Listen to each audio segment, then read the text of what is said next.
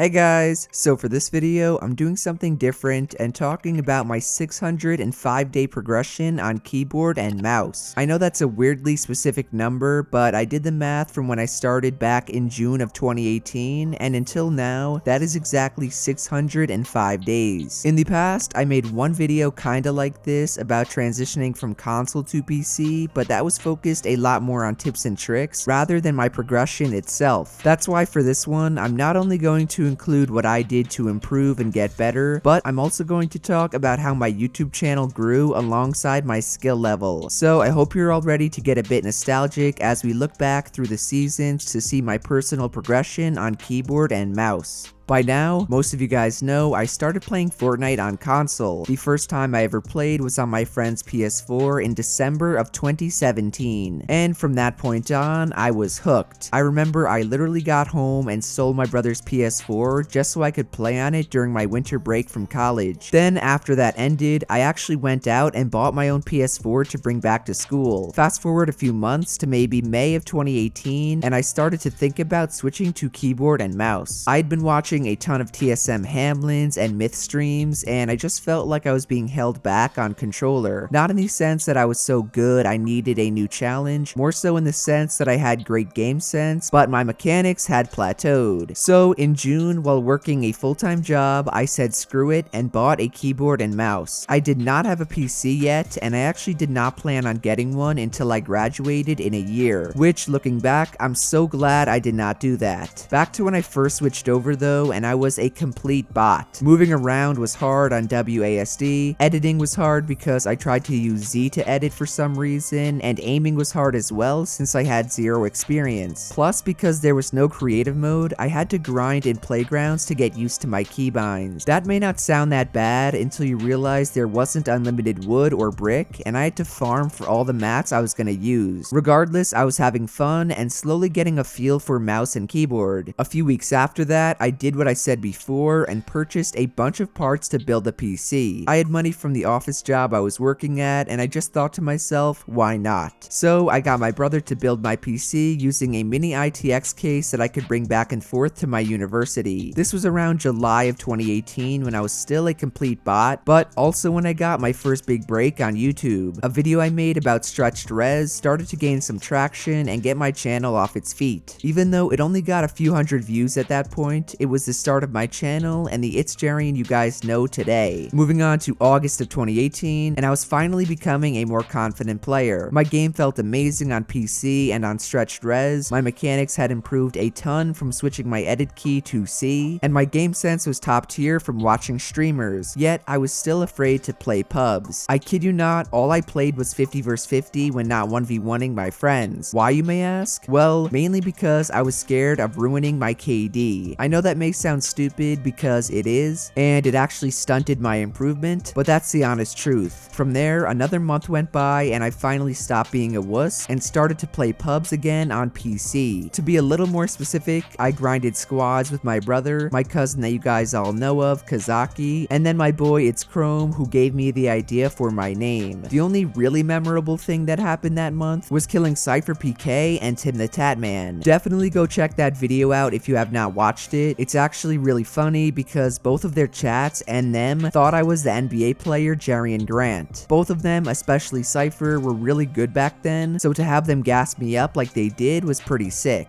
October 2018 was more of the same. I was grinding squads with my friends, playgrounds to improve my building, and had finally started to focus on my solo gameplay. This is something a lot of people overlook, mainly because of how boring solos are. They think that playing the game a lot, even if it's squads or duos with your friends, will make them better. Obviously it will, but not at the same rate as solos where everything depends on you. Anyways, when November rolled around, I was in full competitive player mode. I was sweating in every game mode I tried out. I was also using 1280 by 1080 as my in-game res, and all I did was play Fortnite. On top of that, my goal was not to become a YouTuber or a streamer. I wanted to be a pro player. That's why if you look back at my uploads, they were mainly montages and videos about killing streamers. There were some tips and tricks, however, those were for all the viewers who came over from my stretched res vid. That video finally started to gain some traction again in November and got me to over 1,000 subscribers. Still, my aspirations were to be the best. Therefore, in December, I downloaded Kovacs and finally started to aim train. My aim had always been my biggest weakness and what I felt was holding me back the most. I remember I was playing in the Winter Royale of 2018 and I lost a fight to Nosh, all because I could not hit my shots. So to improve it, I would sit on Kovacs for about an hour or two each day, doing ascended tracking V2. I did that for probably 3 or 4 weeks in a row, and I saw a ton of improvement in my aim and overall mouse control. January 2018 though is where it starts to get interesting. This was gonna be my final winter break in college, as I was a senior graduating in May, and it was basically my last shot at making Fortnite my career. After a ton of thinking and just being honest with myself, I decided to halt my dream of becoming a pro and to instead grind out tips and tricks videos. Most of the ones I uploaded before did pretty well, and they were actually pretty fun to make. So I went from making 1 montage per week to 3 tutorials, and luckily for me, it paid off big time. My Turtle Wars video exploded, my aim training video was getting recommended a ton as well, and my YouTube was poppin'. I went from getting a few thousand views per video to almost 100,000 on everything I uploaded. Your boy Jerian was hitting the algorithm hard. Back to the point of this video though, and in February, I kept on improving on keyboard and mouse. I would pretty much only play solos during this time period since my friends no longer played the game. The good thing that came out of that though was I could finally see what I needed to work on. No longer was it my aim, it was my building and editing. I had my edit key on C, which I hit with my index finger, and I had my cone on X, which I also hit with my index finger. Factor in that I was and still am using F for floor, and that means I had 3 major binds on 1 finger. Not good at all. I think the reason I didn't change them yet was because optimal binds were not that popular. For whatever reason it was, I was slowly hitting a plateau with my mechanics. March 2019 was pretty uneventful regarding my progression. I continued to only play solos and not practicing creative like I should have. My YouTube channel, on the other hand, was going nuclear. This video on why you're not improving got over 1 million views in 2 days, and I reached my longtime goal of 100,000 subscribers. After that, another month went by with the same outcome as March. My gameplay was not improving because of my mechanics, while my YouTube channel kept getting more views and more subscribers. The only memorable event during April was that Epic removed stretched res, #rest in peace. Then May came along with some big changes. I changed my edit key to E, my interact key to scroll wheel up, and my cone to left alt. I think I technically changed them back in April, it's just I didn't get good on them until a few weeks later. Regardless, I was finally seeing some improvement in my building and editing. Hitting E was so much easier than hitting C to edit, and not having my cone on my index finger helped a lot as well. The other big change that month was I graduated from college and went full-time into content creation. It took a lot of convincing, even though I had my degree and I was making way more than any full-time job I was offered, but I somehow went from a college kid to a Fortnite YouTuber. In June of 2019, I again changed my cone keybind, this time from left alt to my other mouse button. You're most likely wondering why I didn't do that earlier, since optimal keybinds were a thing and becoming more popular, and my answer is because of my weird mouse grip. Back then, I had always held my mouse from really low down, meaning I could not hit my front mouse button. So what I did was I got a new mouse, the Model O, and I started to grip it up higher. My aim definitely suffered a little bit at first, but I got used to it and my mechanics started to improve even faster than before. Oh, and I almost forgot, I upgraded to a 240Hz monitor, which instantly made me a better player. I'm gonna skip a few months since nothing interesting happened in July or August outside of the Fortnite World Cup. I guess the only important thing I started to do was grind creative. I know that's pretty simple, but it's something I never had time to do while grinding videos in college, and as you saw before, was a big reason my mechanics were butt cheeks. Therefore, I would just go into a blank creative world like I do now, free build, learn retakes, and other stuff to make my mechanics smoother and faster. Following that, September was when I really found my stride as the game started to focus more around box fighting. I had never been that good at build fights because I didn't practice them, and that was always the meta. So when box fights came around, I was way better because of my game sense and of course my zero ping. October 2019 is when Chapter 2 dropped, which is pretty weird to think about since we're still in the same season in February 2020. Still, I love Chapter 2 and truly believe it saved Fortnite, even though at the moment it is very boring. Back to the gameplay and everything about it felt fresh and new. Plus, the lack of mobility helped me out a lot since I've always been a high game sense player. You had to make smart rotations and take smart fights in order to win games. That leaves us off where we are today, eagerly waiting the new season. I know the second half of my progression was kinda fast, but to be honest, nothing really happened in it. I changed my cone and wall keybinds around, kept consistently posting YouTube videos, surpassed 500,000 subscribers, and spent a lot more time in creative. Remember boys, I'm not a competitive or a pro player, I simply don't have enough time to be one while making YouTube videos, but I do think I'm kinda decent at the game. I hope you guys agree and see that it's not impossible to get better and improve as long as you put the time in and work both smart and hard. Also, I heard subscribing does make you better. Overall guys, that's my 605-day progression on keyboard and mouse, as well as a tiny look into how I became a full-time YouTuber. So if you guys enjoyed the video, then do be sure to drop a like, subscribe to the channel, and to turn on post notifications. Shout out to everyone using code Jerian. Send me any pictures you have of you using my code and I'll be sure to shout you out. Otherwise, that's it from me, and I'll see you guys in the next one. Later.